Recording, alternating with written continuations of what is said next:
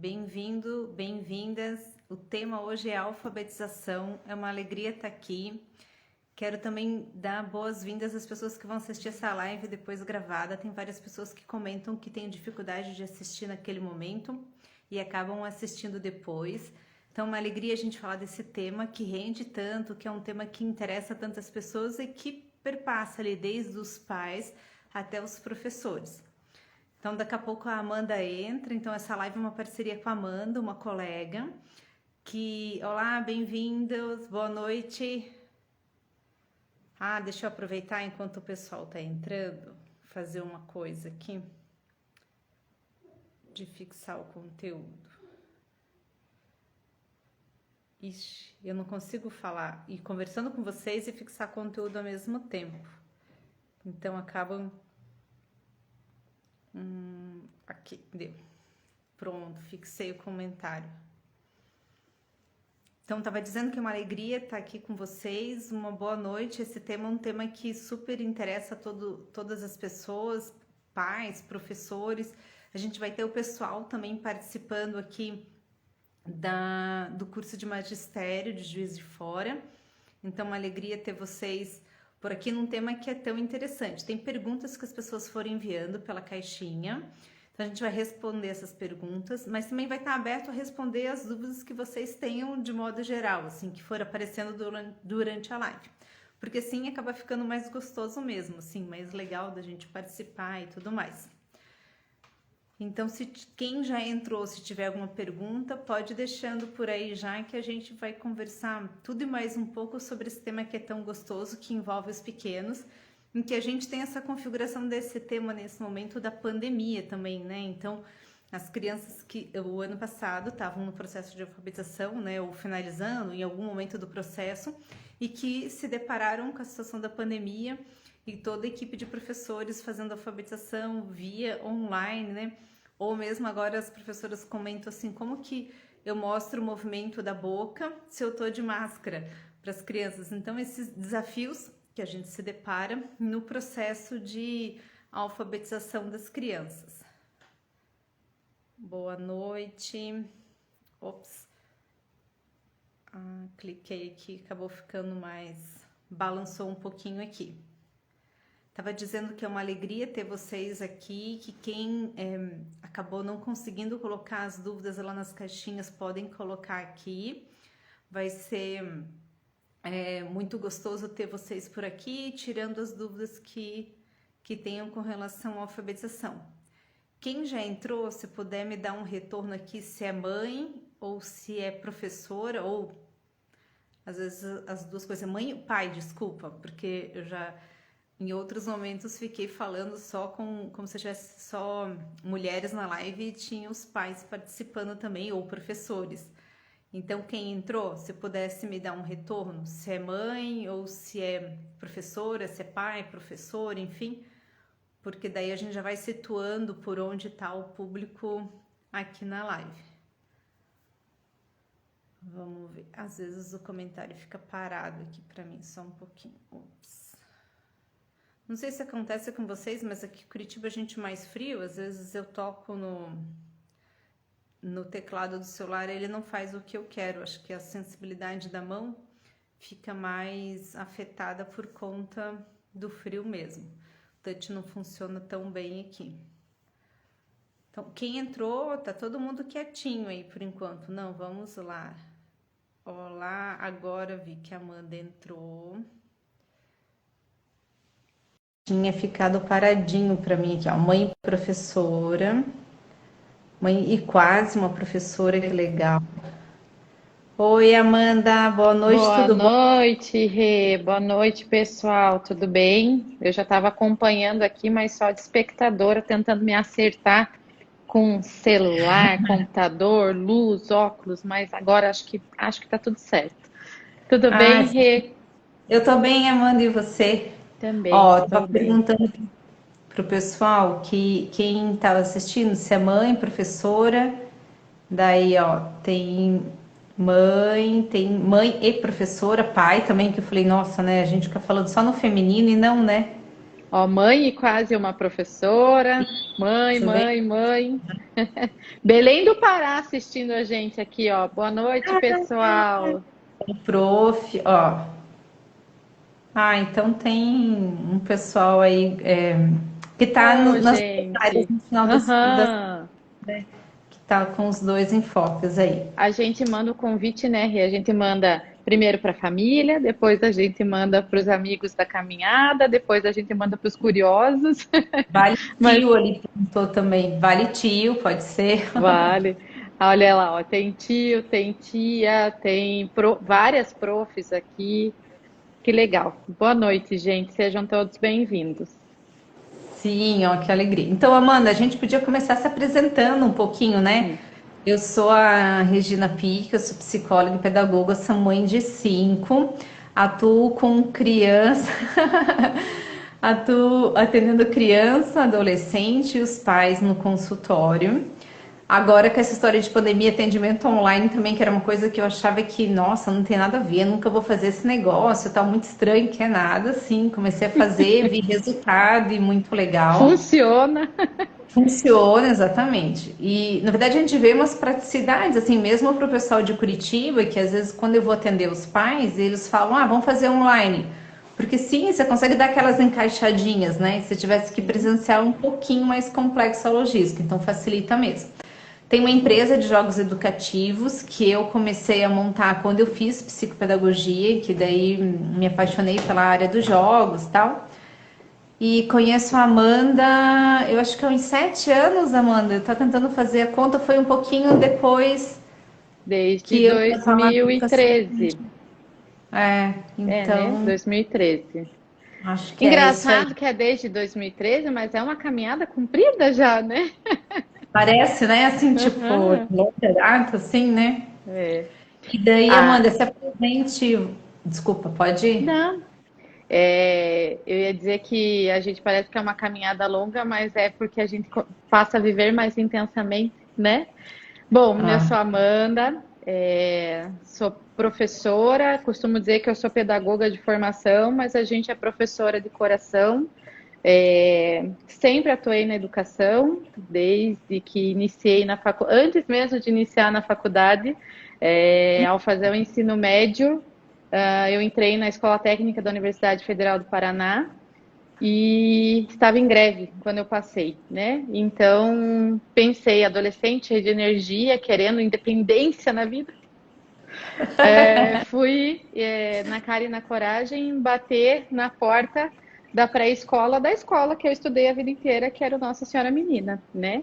Fui lá bater na porta das irmãs, dizer, irmã, por um acaso vocês não estão precisando? E daí, aos 14 anos, eu comecei a trabalhar no nossa, não centro de sabia. educação. Não sabia dessa parte, Rê? Comecei a Não. trabalhar no centro de educação infantil do Nossa Senhora Menina, né, do Passionista. E comecei lá, fiquei um ano lá, depois me dediquei um pouquinho mais, daí saí, né, ao ensino médio mesmo, e vestibular e tudo mais, e fiz pedagogia na UFPR, na segunda semana de aula de pedagogia, achando que eu estava indo para a escola, né, já comecei a estagiar, aquela vontade toda, e sempre atuei, sempre tive o cuidado e o querer de atuar em todas as áreas da educação.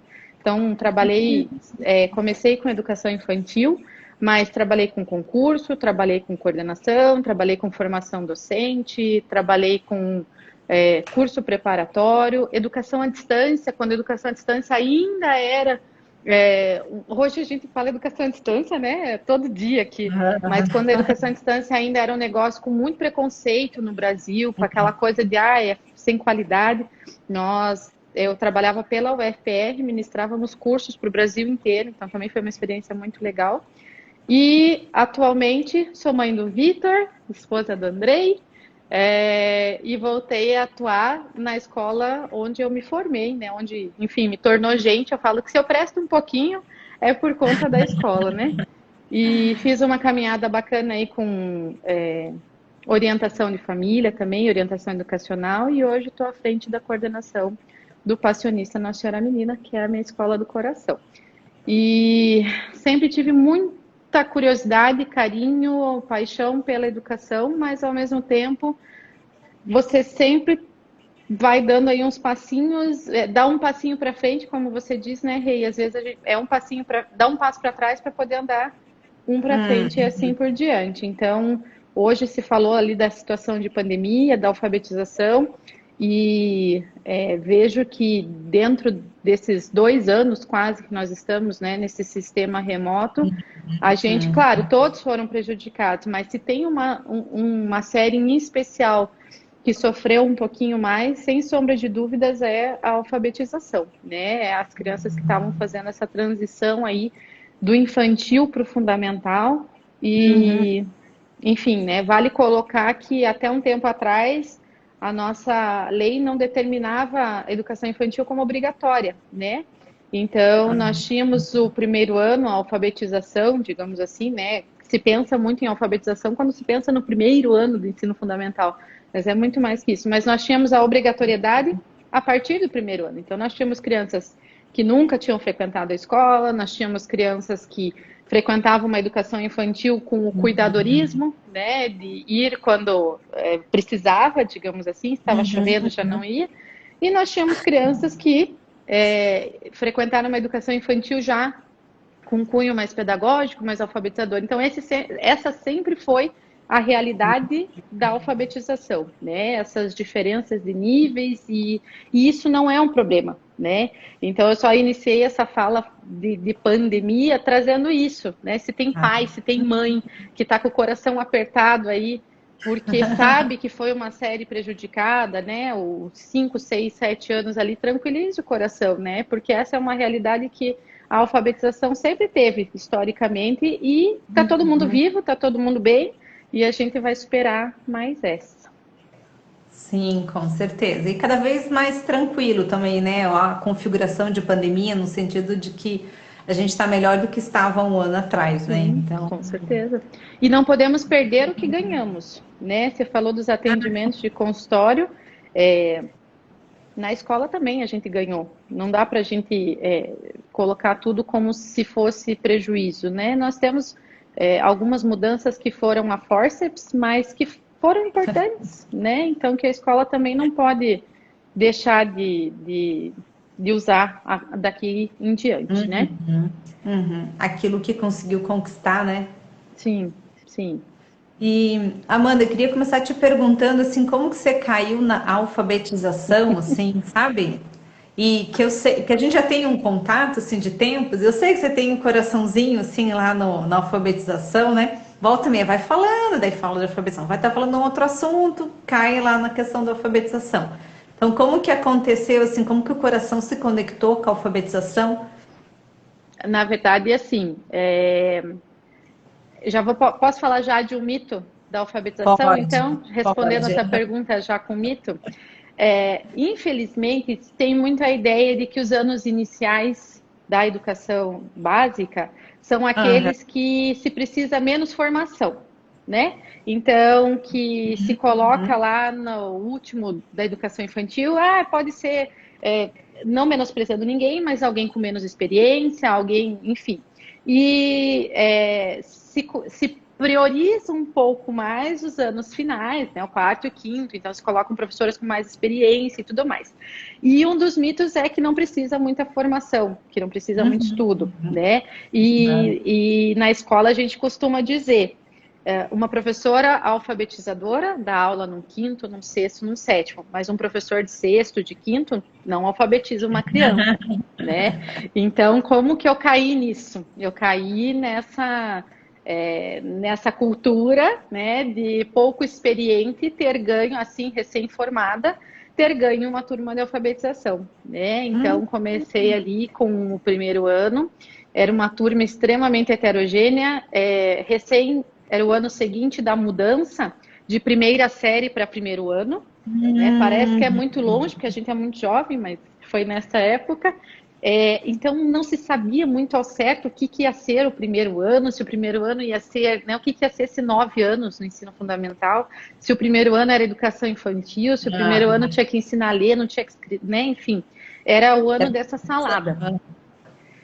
Então, querendo ou não, a gente teve que se virar nos 30, porque a gente tinha uma turma que precisava receber, né, o que lhe era devido, né, nessa série. E desde então a mosquinha mordeu. Aí me especializei em psicomotricidade e uma das frentes da psicomotricidade, quando eu fiz, era com foco em alfabetização e letramento, né? Porque era toda a importância do trabalho motor dentro da alfabetização.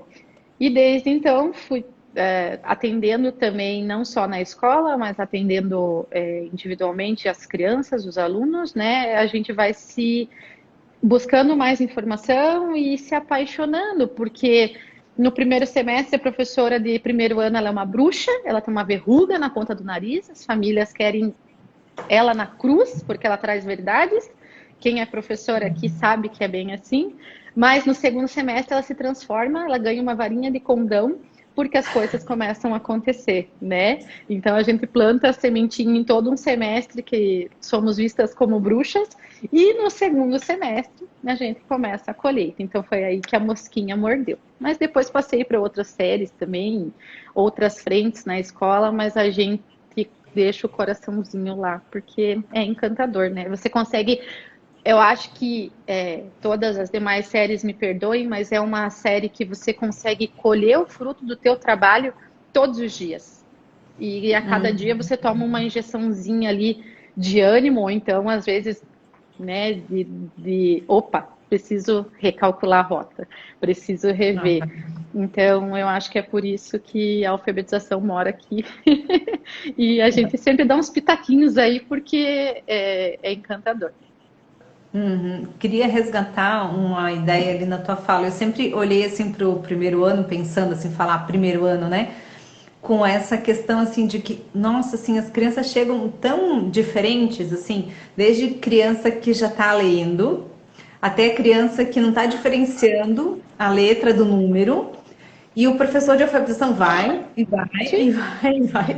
E chega no final do ano, todo mundo tá lendo. Eu falei, nossa, que habilidade, assim, né? Então, realmente, quando você pensa assim,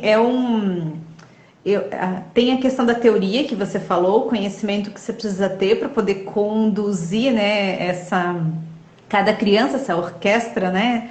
E ao mesmo tempo tem uma questão assim que eu vejo muito de habilidade, de perfil. Quando você falava assim, um professor dá aula lá para alfabetização, dá aula para as outras séries, e o contrário às vezes não é tão verdadeiro. Porque tem uma questão de perfil mesmo, né? Que precisa se adequar muito com as demandas que são próprias ali do primeiro ano. E daí isso que você falava do mito, né? Que não precisa muito conhecimento, que se entende às vezes, né? Tudo bem, educação infantil, séries iniciais, a gente faz um negócio lá mais básico e tal. Então, que existe uma flexibilidade em termos de curriculares, não sei se dá para falar assim, mas enfim, existe. Só que ao mesmo tempo não é menos importante. São especificidades, né? É a flexibilidade do currículo com a especificidade da demanda da faixa etária, que não é só o aprender a ler e escrever, né? Tem uma série de outras habilidades que a criança precisa desenvolver eu não desenvolvi, né? Especificamente na série, para ela poder avançar. Então, assim, não é simplesmente o saber ler e escrever. Então, esse é um outro ponto. A criança precisa sair de um primeiro ano sabendo ler e escrever? E aí? Não. Não, Vamos perguntar né? aí, pessoal, quem tá E aí aí? respondam, gente. Tem que sair lendo ou não? Que a Regina, tem gente. tanta gente boa assistindo aqui, ó, que eu tô quase o Jô Soares aqui, querendo mandar um beijo para todo mundo, viu? Mas tô bem feliz. É verdade, ó. Eu tô conseguindo ler ainda, então vou. Ó, a gente fez uma pergunta. E aí, gente, tem que sair do primeiro ano lendo? E eu toco nesse negocinho aqui, às vezes ele não se mexe. Hoje a gente tem uma lei que diz, né, tem uma linha de corte. Essa idade de corte, ela foi no Paraná específico, assim, no Paraná, não vou falar específico, não consigo, né? No Paraná, ela oscilou. Então, durante um tempo se necessitou, depois isso caiu e hoje em dia nós temos a data de corte, né, de 6 anos até 31 de março. Então, isso é um fato importante também para essa pergunta. pensando que a gente tem toda uma questão de maturidade biológica, cognitiva, neurológica, que está envolvida aí também para esse precisar saber ler, ou sair lendo e escrevendo ou não. Ó, tem lá uns não precisa, não Isso precisa. mesmo. Aham. Sabia que o Conselho de Psicologia se posicionou favorável à idade de corte também. Então, porque assim, realmente, quando você fala, existem outras questões, né, além do cognitivo, né, deu conta ou não deu conta de ler, mas mais a questão assim emocional também que está presente, né? E quando você via assim em alguns movimentos de querer apressar o quanto antes, então É. a escola era eficaz, a criança lesse o quanto antes. No final das contas, né? E hoje a Não é. gente tem alunos em quinto, sexto ano colhendo aí dificuldades de, especialmente maturidade ou falta de pré-requisitos, justamente porque lá nessa faixa, né, de alfabetização, claro, gente, pelo amor de Deus, né? Toda família, quando recebe quando a escola permite ou não, né? A família sempre busca o melhor para o seu filho.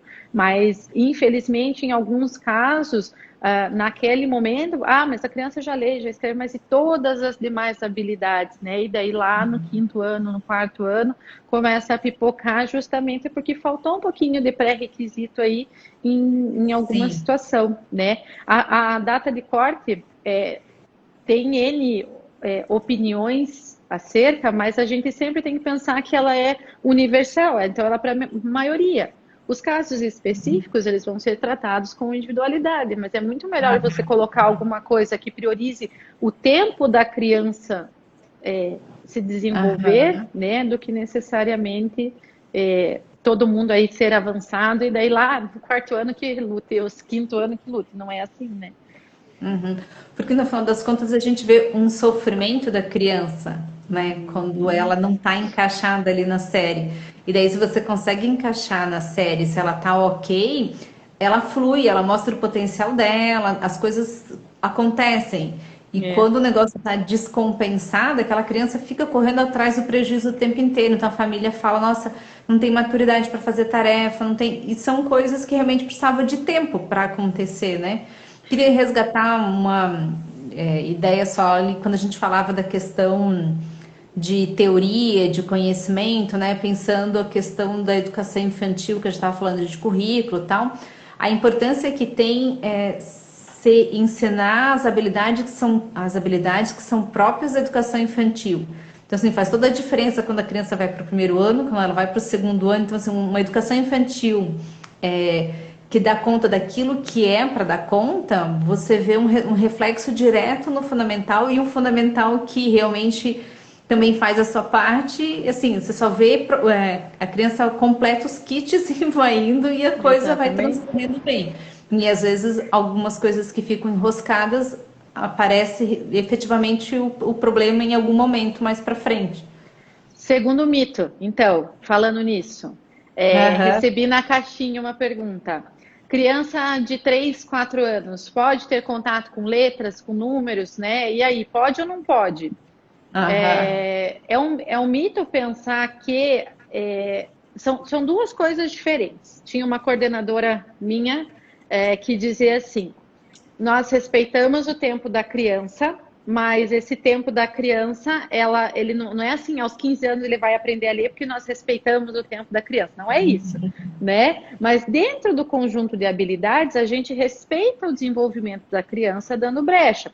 Em contrapartida, isso não quer dizer que a gente não pode sim colocar a criança em ambientes que podem vir a contribuir nisso. Você não precisa Ah, fazer a criança lá de 3 anos desenhar a letrinha, porque ainda não tem habilidade motora para isso e nem tem que fazer. Só que você pode ler histórias, você pode fazer letras com alimentos, você pode brincar com o alfabeto móvel, por que não?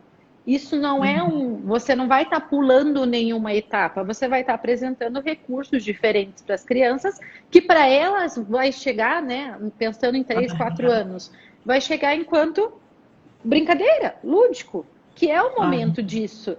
Então, assim, o que não pode, né? A gente não pode sabatinar.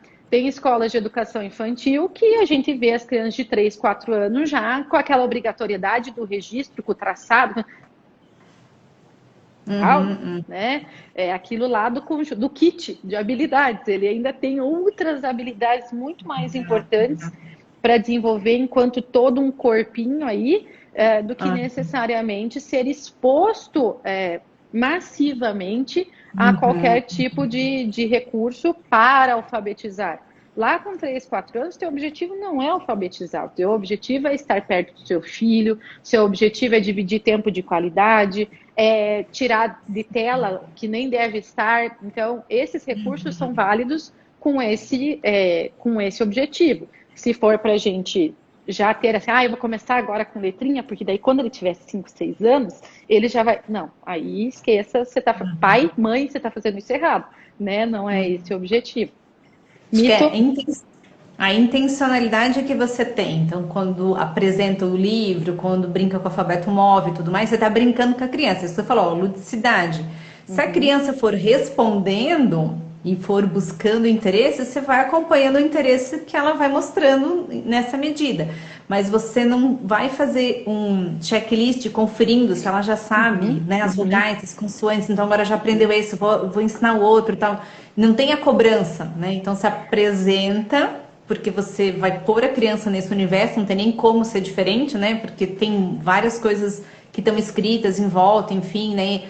Produtos que tem as embalagens, que tem as coisas margarina e por aí vai, né? Então tá tudo escrito ali e a criança começa a se deparar com essas situações. Agora, a tua intencionalidade não é ficar conferindo se a criança tá fazendo e daí dando gás e tal, né? Não é por aí, né? Sabe o que eu Realmente acho muito legal, Rê?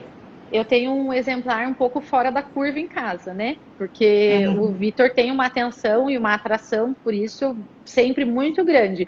Mas sabe o que eu senti na pele, assim?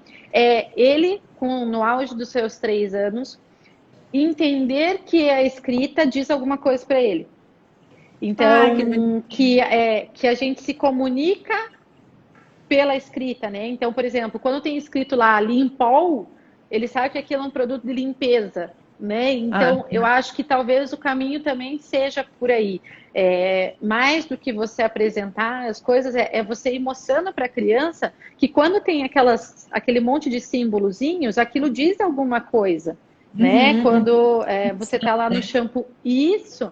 Então, para a criança entender que ela tem uma forma de comunicação que vai além da fala, né? Que a escrita pode vir a comunicar.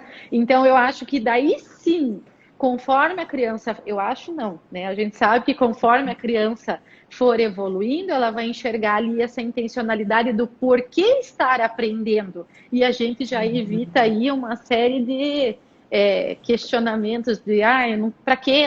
Né? Às vezes a criança também não está nem aí ainda para isso. Mas quando ela vê que ela pode usar isso a favor dela, se comunicar, compreender as coisas ao redor, a gente já está aí 3 passinhos na frente. Amanda, tem uma pergunta ali, a Vanusa perguntou. Essa apresentação pode ser fora de ordem, não precisa seguir o alfabeto? Então, se estiver pensando assim em casa, né? Quando os pais estão lidando com a criança, tal, né? Apresentando de forma lúdica. O que eu vejo? A gente, quer dizer, cada casa é uma casa, né? Aqui a gente sempre, talvez por eu ser professora, sempre ouve a música, né? O A, B, C, D. Então, assim, querendo ou não, o alfabeto ele acaba aparecendo, mas de uma maneira não intencional. Mas o Vitor reconhece todas as letras e tudo mais, mas assim, eu não vejo nenhuma obrigatoriedade em se apresentar uma ordem, porque o objetivo ali não é nem necessariamente que a criança esteja relacionando o som à letra, ele só vai entender que aquilo ali é mais um recurso que ele vai ter dali um tempo. Então, o que você pensa sobre isso, Ria? Eu não vejo uma necessidade da gente apresentar, que é diferente de apresentar o alfabeto, né? Você trabalha... Isso, exatamente. Então, na minha geladeira tem letra com ímã. Então, às vezes rolam umas cópias de palavra, às vezes tem umas tentativas de som, A gente, na verdade, acaba, acho que naturalmente, falando da letrinha do nome, né? Então, tudo isso são estratégias que os pais, professores, enfim, mas principalmente os pais, podem utilizar em casa para sim contribuir nesse processo de alfabetização, que não é só no primeiro ano, né? Que começa antes e que termina depois também. Sim, eu lembrei de uma situação, queria comentar, tem a ver com intencionalidade, né? Quando você falava que a criança poder perceber a escrita como uma outra forma de comunicação. Sim. Teve um tempo que eu trabalhei em Florianópolis num programa de educação complementar, então as crianças iam para a escola e no contraturno vinham para o programa. E a gente utilizava diferentes recursos. Lá eu comecei a trabalhar com jogos e outras atividades para favorecer a aprendizagem dessas crianças de uma forma não convencional, diferente do que estava sendo formatado dentro da escola. E daí, alguma das coisas que a gente fazia, por exemplo, a criança escrevia lá, a gente começava uma dinâmica de uma historinha e cada um continuava, escrevia num papelzinho e a gente trocava e cada um ia ler.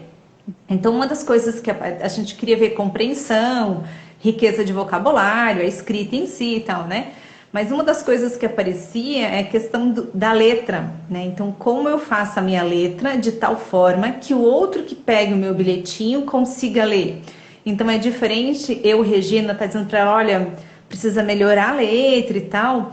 Agora, quando a criança percebia que o amiguinho pegava o bilhetinho e ficava olhando assim, do tipo, tentando decodificar lá o negócio, ele falou, opa, eu preciso melhorar a forma como eu estou escrevendo, porque a forma como eu escrevo, a intenção é que comunique para o outro e o outro não conseguiu entender em função de como eu escrevi. Então, era muito legal você ver as crianças ajustarem o que elas estavam fazendo em função de entender essa finalidade de comunicação e opa, não estava dando certo, né? Então, e são habilidades, né? Por exemplo, isso já é super interessante no primeiro, no segundo, no terceiro ano, mas são coisas que a gente pode começar a inserir pequenas doses, sem o propósito de estar alfabetizando, mas que vão entrando dentro desse kit. Adorei a ideia do kit básico para ir avançando, né? Kit habilidades. Que entra aí dentro desse kit, porque claro que isso vai ser um recurso que em algum momento a criança vai achar dentro dela e vai avançar de uma forma mais light, né? Digamos assim. Então, eu acho que tudo é válido. Vamos E para um até terceiro mito?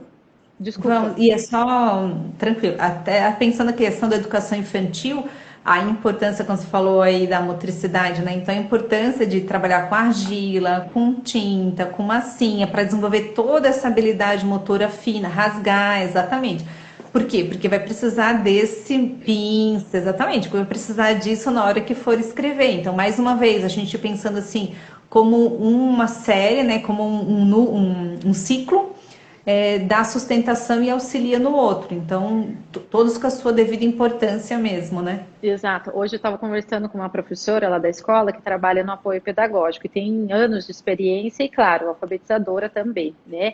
E nós falávamos justamente sobre isso, da importância da educação infantil, trabalhar Aham. tais pré-requisitos na faixa etária adequada. Porque muitas vezes se tem, e isso agora eu falo para as famílias, né? A família tem um anseio, uma ansiedade, uma vontade, um querer que aconteça essa alfabetização em tempo. E isso, por vezes, acaba transpondo aí algumas etapas que não podem ser puladas, né? Justamente no que diz respeito à educação infantil. Claro, quando a gente tem algum contato com a educação, a gente sabe que não é frescura, nem bobagem, nem perda de tempo a criança rasgar o papel, ou então a criança brincar com o grampo de roupa, né? Que tudo isso tem uma função ali importante para ir desenvolvendo lá na frente, mas nem sempre a família tem esse conhecimento. Então, daí a importância de se jogar limpo no sentido de explicar que Com aquilo lá certeza. é necessário, né? Que essa ansiedade do pai e da mãe, às vezes, de poder dizer assim, 4, 5 anos ele já escreve o um nome, é bacana, legal, mas calma, né? Vamos respeitar aí, não até os 15 anos, o tempo da criança, mas respeitando aí as necessidades de cada faixa etária. Então, sempre vale aí um aviso para os pais, para as mães, né? cada tempo num tempo. Isso ajuda bastante a criança também, né? E é bem função da escola, né, isso, Amanda, de Sim, poder dar essa informação para os pais, porque não, eles não, se não é da área de educação, ele carece dessa informação. E daí só olha a criança com um monte de tampinha lá, classifica, como é separa as verdes das amarelas. Tipo, eu tô pagando a mensalidade, a criança brincando com tampinha lá, né? Daí então, assim, precisa explicar a importância da classificação para os processos de soma-subtração, porque assim, as famílias estão disponíveis, elas a querem essa baliza, né? informação. A baliza tem que vir da escola, porque senão a baliza passa para o primo, passa para o filho do vizinho, passa para o jardim do vizinho, que a grama é mais verde, daí você fala, ih, tem um caroço nesse angu aqui em casa, porque ele não está fazendo nada disso, né? Ah, Mas não é assim o desenvolvimento de... Terceiro, então, mito, né? A mesma aplicação não vale para todas as crianças.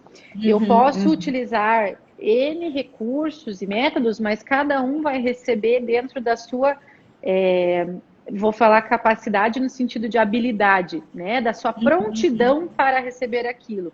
Então, pode ser que tenha uma criança que esteja já com uma prontidão em dia e que ela vai receber aquilo, e só falta às vezes, e isso entra de novo a bruxa e a fada do primeiro ano, né? Às vezes a criança falta fazer assim, ó, e de repente ela entendeu como é que funciona todo o mecanismo e ela tá lendo, tá lendo. Ontem ela não estava, né? Mas ela tá lendo hoje. E às vezes não. Às vezes ela vai precisar, né, que a gente coloque mais recursos para ela, que a gente busque mais estratégias e que aquela outra não precisou.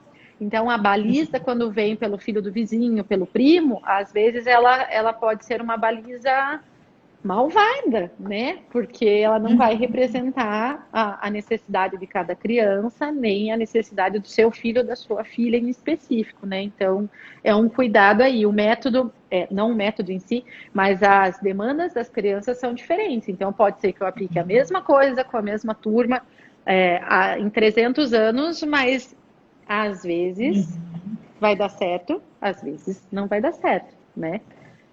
Minha irmã tá tirando um sarrinho ali, mas eu não vou entrar no detalhe. Então, terceiro mito furado. Não tem uma coisa que seja para todo mundo. Não, isso não que é funciona, bem a né? ideia do personalizado, né? E eu vejo assim, que quando você recebe as crianças no primeiro ano, ou sei lá, em qualquer série, mas pensando especificamente no primeiro ano, e elas têm tantas diferenças, você só consegue conduzir a turma inteira porque você pensou em cada um, na demanda de cada um, e você foi transitando entre as estratégias de forma a conseguir garantir a aprendizagem de cada um que está na sala, né? Isso que eu digo assim, que o professor alfabetizador tem que ter essa habilidade e outros professores às vezes não têm, não porque não queiram ou não se esforçam, enfim, eu acho que é muito pessoal, assim, né? Na questão de me identifico com. É uma observação extremamente coerente. Eu me lembro de atender famílias e as famílias perguntarem: mas escuta, mas daí você vai pôr. Como que você deixa todo mundo igual? A gente não deixa todo mundo igual. Imagina, a gente não tem nem essa pretensão. E o professor alfabetizador, ele nunca vai deixar todo mundo igual. Porque ele vai ter que se injetar mais em uns, ele vai ter que dar uma segurada em outros, ele vai colocando o ritmo para que essa turma caminhe de maneira saudável, né? Mas justamente respeitando esse personalizado. Não tem como eu colocar todo mundo dentro do mesmo saco e achar que todo mundo vai chegar no mesmo lugar. Isso seria uma audácia muito grande do professor. Tem uma professora amiga minha que fala assim, que a criança da alfabetização, você passa lá o ano inteiro se dedicando, suando, né? Não sei o que, daí ele lê e ele daí se vira e fala, quem que ensinou? Eu falo, mamãe! E daí você fala, que legal! Que Né? Mas, bom! puxa, sua mãe é muito bacana. Mas é isso, né? Você entender que em algum momento tudo aquilo que você foi plantando vai brotar. E os pais, às vezes, também precisam ter um pouquinho aí de é, segurar um pouco a ansiedade no sentido de que está sendo colocado, né? Essas gotinhas aí de alfabetização, elas vão sendo pingadas até que em algum momento a planta começa a florescer e a criança começa a fazer a entrega, né? Sim. E Amanda, falando um pouquinho de método, Ai, eu e ia aí? falar isso. Meu Deus do céu, nós estamos numa fase da vida mundialmente que você tem que escolher sempre um lado. Ou você é isso, ou você é aquilo. Ou você gosta de banana, ou você gosta de maçã. E na alfabetização a gente entra nessas brigas às vezes também, porque vocês podem não saber, o pessoal que não é da área de educação, mas rolam umas tretas imensas. Porque esse método, não sei o quê, porque esse método. Gente, existe um único, veio na caixinha essa também. Existe um único método, que é existe o método mais eficaz para alfabetizar? Não, lógico que não. Por que que não? Porque a gente tem diferentes tipos de criança. Nós temos crianças auditivas, nós temos crianças visuais, nós temos crianças sinestésicas. Por que que a escola hoje que escolhe uma linha, ela está perdendo? Porque ela não vai conseguir alcançar todo o Aham. grupo que ela atende, né? Cada criança, isso já está comprovado, já tem estudos, eu não preciso de lado para escolher isso, né? Já tem estudos que mostram que cada um aprende de uma forma. Então, por que que justamente na faixa de alfabetização, que é o momento mais incrível, que é quando faz ali um mecanismo de aprendi, entendi como é que funciona, você vai priorizar um só e dizer que aquele é o melhor? Lógico, há estudos que comprovam algumas coisas, né, de melhor eficácia com o maior número de crianças. Hoje, eu bato muito no método fônico, mas ele Uhum. já foi esquecido, largado, né? Alfabetização global, não nos importa colocar nomes, mas o que a gente precisa entender é que a criança ela não é uma faceta na escola, ela é uma criança. Ela tem todos os recursos precisam ser utilizados quando você tem um objetivo. Então, dentro da alfabetização, o que é o mais importante? É saber o que você quer. Se você sabe aonde você quer chegar, você vai buscando estratégias. Pode ser que para as tuas filhas tenha funcionado muito bem o global. Pode ser que para o meu filho ele tenha entendido que cada letrinha tem um som e ele já consegue fazer a junção das letras. Então, não Tá. existe esse melhor ou pior. Existe sim a necessidade do professor, do educador, buscar estratégias diferenciadas para dar conta dos objetivos dele. Então, eu acho que é uma furada para a gente colocar aí método X ou Y como melhor. A gente até pode defender aquilo que melhor deu certo na vida da gente. Mas Uhum. seguir um só método, eu acho que nós educadores e os nossos educandos e alunos vão estar perdendo. Você concorda com isso, Rê? Sim, eu costumo dizer assim que o melhor método é aquele que atende a necessidade da criança. Então, eu tenho a criança ali na minha frente. Como que eu chego nessa criança? Como que eu consigo ajudá-la nesse processo que ela tá? Então, não interessa se é um método lá que eu aprendi há 40 e poucos anos atrás, não Uhum. importa. Quem está dando retorno para essa Cartilha. criança. Ai, porque as Aham, cartilhas, imagine, há 300 anos atrás, ainda bem que... Opa, por que ainda bem? Se eu tenho uma aham, criança com um pensamento mais organizado, mais sistêmico, aquilo lá para ela vai ser tipo vai aham. funcionar, né? O que eu não posso é abrir mão de todo o resto em detrimento de uma escolha só, Sim, né? sim, aham, com certeza. Veio uma pergunta que passou, deixa eu só ver se eu consigo resgatar. Dos Não vídeos, é. Dos vídeos, aham, você conseguiu ler? vídeos interativos, liberado para auxiliar nessa iniciação. Assim, eu acho que posso responder, ou você quer responder? Sim, com certeza, aham. Eu penso assim, a gente está numa fase em que se terceirizam muitas coisas. E terceirizam no sentido de. Eu vou falar uma coisa, a gente busca aquilo que facilita, né? Então, nessa busca do que facilita, às vezes, na nossa rotina conturbada, nas nossas culpas de mãe, na rotina de trabalho, então eu vejo que às vezes se utiliza muito o recurso do vídeo, do celular, do desenho. Uhum, Eu tenho ressalvas bem grandes em relação a isso, o que não quer uhum, dizer que nada presta. Eu vejo assim, vou falar de novo aqui por casa, né? O Vitor fica com a mãe. Minha mãe já é, né? Mãe, você tá aí? Manda um oi. Mas a mãe sempre teve a TV lá, sempre esteve ligada, digamos assim, coisa que em casa a gente tem a TV em outro lugar e a gente acaba nem passa Em algum despercebido. lugar aqui na casa. É, a gente, né, esses tempos ela estragou e ficou uma semana sem TV e tudo mais, e tá, a gente vai sobrevivendo. Ninguém ligou, ninguém ficou doente porque ela estragou. Mas uma coisa que eu via a minha mãe fazendo e que me deixava com o coração quentinho. Eu brincava que a mãe era o Galvão Bueno do desenho. Então, o tempo todo ela estava narrando o que estava acontecendo. O tempo todo ela estava instigando ele a dizer, e agora, o que vai acontecer? Meu Deus, mas você viu que aconteceu aquilo? E essa aqui, que cor que é? E qual que veio antes dessa? E aquela forma geométrica? Assim, para mim é mãe, chega! Né? Mas para ele, foi incrível. Então, eu vejo assim, que dependendo do uso, você pode sim extrair o bom, né? O que não quer dizer que se você deixar a criança, me perdoe a expressão, bobotizada na frente do dispositivo, isso vai estar contribuindo com a criança de alguma forma. Então, assim, acho que a gente tem que ter bastante bom senso para que o estímulo possa vir sim do vídeo, mas que você conduza, que você coloque quando é o momento, que você diga quando não é o momento e que a criança não entenda que isso é uma necessidade dela. É só mais um recurso, né? Sim, a pessoa colocou ali uma questão do estímulo, né? Como você É. faz uso daquilo ali como estímulo. Tem uma pessoa que comentou, não consegui ler o nome, que usa as matrizes lógicas na alfabetização. Ah, muito Tia legal. Ju, Isso, isso mesmo, é. com E Thea. daí, aham. Então, tem algumas pessoas que me dão um retorno. É tão gostoso quando você monta um material, né? As matrizes lógicas.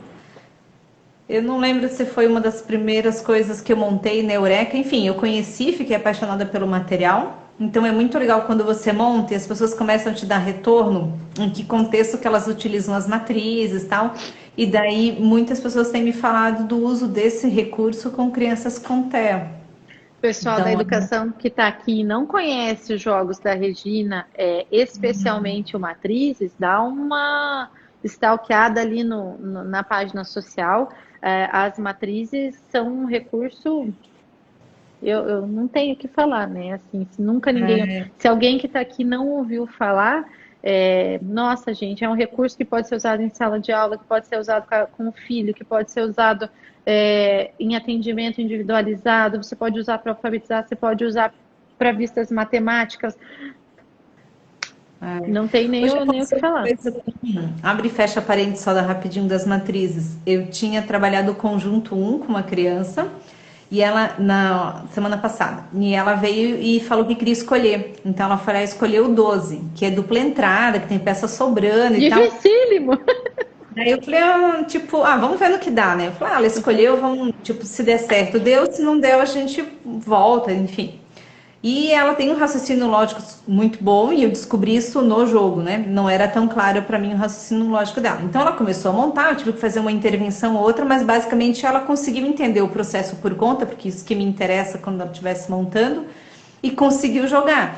Então essa coisa assim, quando você está olhando para a criança, quando você tem essa questão do personalizado, deixa eu entender a tua demanda e quando você também ousa acompanhar a criança para ver em que medida ela te responde naquilo que ela te pediu, que pode ser que não, mas pode ser que sim. Então, por que eu já vou dizer não? Tem um conjunto 2 ou 3, para depois a gente chegar no 12. Vamos lá no 12 e vamos ver o que dá, né? A gente tá junto e vamos descobrir. E eis que me surpreendeu, né? Ver o resultado dela jogando com desenvoltura e tudo bem e tudo mais, né? A gente E está eu falando de. mandei. Desculpa. Pode? Você Eu falou ia mudar. disso, né? Eu pensei já na criança, o que a gente faz com a criança? Deixa que eu te sirvo, deixa que eu te visto, deixa que eu pego para você, deixa que. Então, eu sou a rainha de orientar a família e fazer isso em casa, né? Então, assim, essa história de que você colocou ele quis tentar o 12. E a gente já vai lá e tesoura, fala, não, veja. espera, né? E eu acho que vale. Ontem a Rê fez uma live sobre hábitos, né? Aham. E com a Kátia, e assim, isso bateu muito na minha cabeça. Agora você falando é justamente isso. A gente às vezes parte do pressuposto que a criança não vai dar conta, então a gente já evita, não. E deixa de se surpreender, né? Que o Uhum. resultado pode ser positivo. E isso na alfabetização é uma constante. Quanto mais Uhum. corda a gente dá, mais eles vão desenvolvendo. Às vezes a gente acha que não e a criança está lá fazendo Fê. Daí você fala, não, acho que não foi isso, né? E ela já tá sozinha ali automatizando e entendendo qual que é o processo. Aham. Chega. Amanda, eu queria te perguntar, interrompendo um pouquinho a sequência ali dos mitos, mas assim, se teve uma principal dificuldade tua quando você começou na alfabetização, uma coisa que Ah, para mim pegou tal coisa, e daí como você resolveu, né? sim, mas eu sei que o nosso, quem está aqui com a gente já é educador, tem pessoal em formação, tem pai, mãe, mas assim, uma coisa que pegou, e não no sentido de crítica, mas hoje de análise, foi que a faculdade não te prepara para alfabetizar, Uhum. né? Então, eu tinha minha experiência ali de 4 anos de faculdade, eu sempre fiz os estágios, sempre fui atrás, mas assim, não sabia nem por onde começar. Aham. Então, essa foi minha maior dificuldade. A gente não aprende dentro do ambiente acadêmico muitas coisas da nossa prática. Uhum. Hoje, é inegável o valor dos nossos diplomas e tudo mais, mas hoje o Instagram, por exemplo, me oferece cursos, lives, recursos. Meu Deus, que assim, Uhum. eles te permitem ir, né? Eu tô ali, às vezes, fazendo as coisas com o fone no ouvido, ouvindo na velocidade mais rápida, mas assim, isso não existia lá naquela época. Não tinha a internet com a questão. Nossa, você é velha? Não, tinha internet, mas não tinha, por exemplo, vídeos do YouTube com tutoriais. Aham. Hoje, se a nossa máquina de lavar estraga, você vai lá e fala assim: não deu esse defeito aqui. Pronto, já tem um tutorial, você já arruma ali. A gente não, meu marido, né? Mas é muito acessível. Lá na época, Aham. não. Então, eu lembro que o que eu era encantada? Livro didático. Nossa, o Uhum. sonho da minha vida era quando vinha assim alguma editora na escola, e a escola também, na época, me deu muito recurso, é, Uhum. muita formação. Eu cresci muito na escola pelo subsídio que a escola deu também. Então a Uhum. gente tinha muito esse ver, mas a falta de conhecimento a respeito da faixa etária e o como fazer foi a minha maior dificuldade. Com Sim. certeza. E o livro didática era, nossa, meu Deus, olha que lindo, a gente pode, daí xerocava, montava ainda, né? Eu sou dessa época. E imagem, dificílimo de encontrar na internet, então, Ah, quando tinha banco de imagem, compartilhava com todo mundo, enfim. Essa é uma dificuldade que hoje a gente não pode se sustentar, né? Porque os uhum. nossos recursos estão na prateleira aí, é só escolher o que você quer. Sim. E Amanda, tem um outro mito assim que aparece, né, que as famílias às vezes comentam, ou que circula, digamos assim, né? Se as crianças aprendem a ler e escrever sozinhas. Então, para a gente comentar um pouquinho sobre isso. Tudo vai muito de como essa criança foi. Não, a criança não aprende a ler e escrever sozinha, né? Mini gênios, quem sabe, eu tô falando pela nossa vivência e experiência, mas tudo vai de onde essa criança está inserida.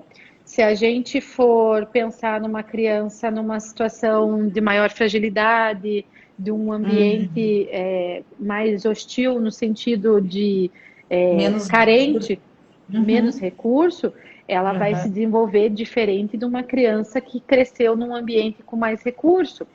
E nesses recursos aí, cabe colocar que a gente não está falando de livros caros, não, é dos recursos para desenvolvimento integral, uma criança que brincou mais, que desenvolveu mais a sua parte motora, que teve mais as suas necessidades básicas atendidas aí, de sono, carinho, alimentação, ela vai se desenvolver diferentemente de uma criança que não teve. Então, isso é um ponto importante e o recurso de leitura e escrita, ele é mecânico. Então, ele é aprendível. Essa palavra não existe, mas ele é aprendível. Então, desde que a criança entenda o mecanismo. Se ela naturalmente entendeu como é que faz, ela pode se desenvolver sozinha. A parte motora, ela pode ser uma copista. Mas para que ela faça essa transição do conseguir ler para o escrever, ela precisa do apoio, do recurso de alguém que tenha mais domínio que ela. Uma criança com irmãos mais velhos, né, que esteve em contato com filme, ouvindo leituras, é diferente de um filho único. Então, tudo isso, tudo isso são situações que precisam ser consideradas, mas o papel do professor, do mediador, do adulto, do tutor, da família, ele vai estar ali sim, trazer essa parte mais mecânica do processo. Confere, Rie, ou não? Sim, sim, com certeza. Pensar assim que ler não é um processo natural para o nosso cérebro, que a gente tem que formatá-lo para isso. Eu lembro quando, assim, todo mundo que começa a se deparar com a escrita das crianças vê as crianças fazerem escrita em espelho, né? Então, ao invés de escrever letra ou número, enfim, para o lado correto, escreve para o outro lado. Isso é bem a questão da imaturidade do cérebro para a questão da escrita, porque o nosso cérebro está formatado para olhar uma imagem qualquer, sei lá, um rosto, e se você coloca o rosto de perfil e você põe ele espelhado, o nosso cérebro olha e fala assim, é o mesmo rosto, ele só está espelhado, tranquilo, então tá tudo ok. Quando vai para a escrita, ele faz o mesmo processo. Ele olha assim, 3 para cá ou 3 para lá, é o mesmo número, tudo certo. Não, não é tudo certo, né? O E para a direita, o E para a esquerda, o cérebro entende como tudo ok. Então, nesse sentido que a gente tem que formatar e dizer, não tá ok. No processo da escrita é diferente do programa inicial, digamos assim, né? E entender que não tá ok, que são, que tá errado, né? Que não corresponde ao ok, né? E só isso para mostrar isso, exatamente que o cérebro precisa ser formatado. Por isso a importância do conhecimento teórico, por isso a importância de conhecer cada criança e por isso também a questão da afetividade nesse processo todo. Porque, por exemplo, assim, eu lembro da diretora do colégio dos meus 3 maiores, ela falava para mim, eles usam um método de alfabetização natural da Gilda Riso, é um método que é pouco conhecido e eu acho excelente. Ela falava assim, alfabetizar, toda escola pode alfabetizar. Agora, garantir para a criança o prazer de ler e escrever, isso é uma outra coisa. Então, a gente estava falando até então a questão, né, de que seja eficaz, que deu certo e tudo mais. Só que também a gente tem que considerar assim que quando envolve alfabetização, envolve que eu consiga passar para a criança esse fascínio por ler e por escrever, que ela fala, nossa, é um universo que eu posso me deparar, um recurso que eu posso me comunicar. Então, assim, como que a gente também favorece essa ligação afetiva com ler e escrever, a ponto, assim, da criança ser um bom leitor, aquela coisa da criança que devora livro. Então, assim, ok, tem criança que lê muito, mas, assim, quando uma criança fala, eu não gosto de ler, e é tão comum, infelizmente, assim, né? Você fala, nossa, mas que pena, assim, como que a gente faz com que ela goste de ler? Porque é fascinante, né? É um universo que ela pode se deparar, enfim, que ela pode entrar em contato, que ela pode repassar para outras pessoas. Então, é também essa questão da afetividade nesse processo todo, né? Na verdade, eu achei bem legal que você colocou assim, não existe, eu falei do mecânico justamente porque precisa ser ensinado, né? É diferente das nossas necessidades básicas. Quando você está com sono, você dorme. Quando você está com fome, você vai atrás de comida. Então, isso é instinto, né? Nós, os animais, também temos os mesmos instintos nesse sentido, mas nós humanos diferimos em várias outras coisas, porque nós evoluímos, e a leitura e a escrita entram nesse sentido, e também porque existe exatamente você falou da afetividade, mas existe justamente essa necessidade da gente estar inserida, porque nem inserido no meio, né? Porque nem Uhum. sempre uma criança que lê está compreendendo o que ela está lendo, né? Então, assim, a partir do momento que ela vê a funcionalidade, isso vai ser um inconveniente, porque ela não vai conseguir compreender o que está ao redor dela. E daí você falou dessa questão da leitura pelo prazer, né, e tudo mais.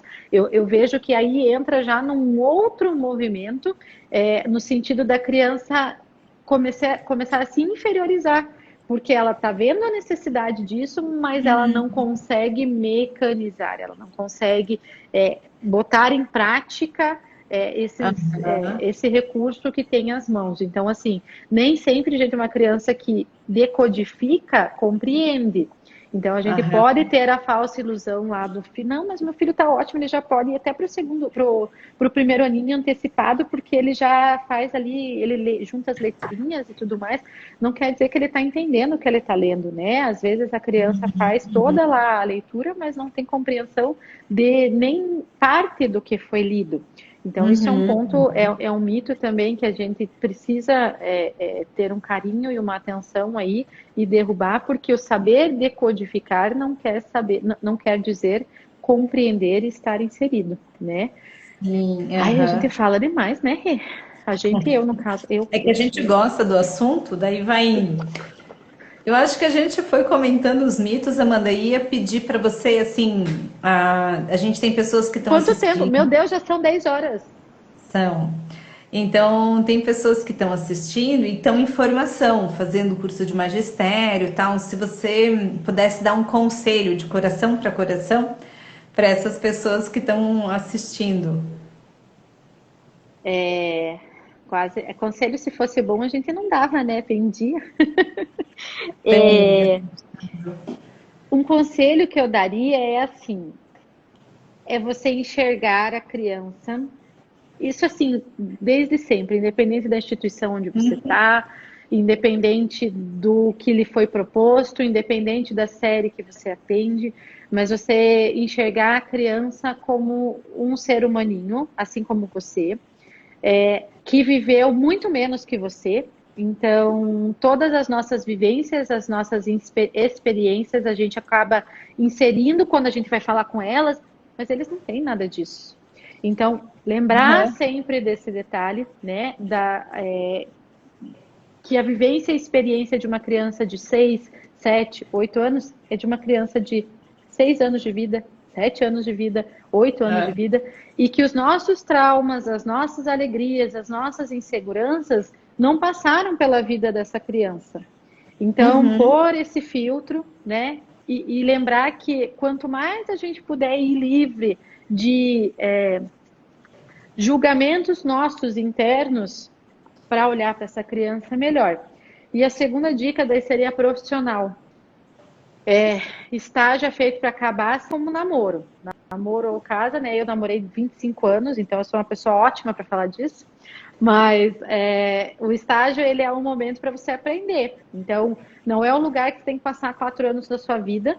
Muito pelo contrário, se tem um momento que você pode experienciar durante o seu estágio. O que não quer dizer não se comprometer, né? Porque o nosso mundinho da educação aqui, ele é grande, mas ele é pequeno. E quem desenvolve um trabalho bacana sempre tem oportunidades. Então, se oportunizar, conhecer diferentes áreas da educação, colocar os seus preconceitos em relação a essa modalidade ou aquela e enfiar o pé na jaca nesse sentido, que essa é a hora de tentar experienciar. Acho que é isso. Tá Se bom. quiserem Gente, conversar comigo, conversem, né? E é isso. sim, a gente está aí, né, Amanda, para isso e ajudando naquilo que a gente consegue. Quero Com agradecer as certeza. pessoas que foram dando retorno ali, de que gostaram da troca de experiências, agradecendo as dicas. Muito bom, assim, a live te possibilita isso, você entrar, né, no universo de algumas pessoas e daí quando a gente tem um retorno sabendo que foi útil, que serviu, pronto, daí você vai dormir tranquila contente com, ó, obrigada, gente, obrigada aí o carinho de vocês. Então, uma boa noite para todos, mais uma vez, obrigada, Amanda, a parceria, a oportunidade da gente Obrigada a estar junto, você. é uma amiga de coração aí, só alegria essa semana, live ontem com a Kátia, hoje com você, e assim vai, assim, um jeito da gente estar junto aí também. Obrigada, Rê, pelo espaço, né? Conversar é gostoso, ainda mais quando é de alguma coisa que a gente tem paixão também. Obrigada a todo Bem, mundo. Tem um monte de gente do coração aqui que eu queria mandar tipo, fazer Xuxa, assim, um beijo para não sei quem, todo mundo. Mas mandem mensagem pra gente, né, Rê? Tem gente que não conhece as matrizes, então venha me perguntar.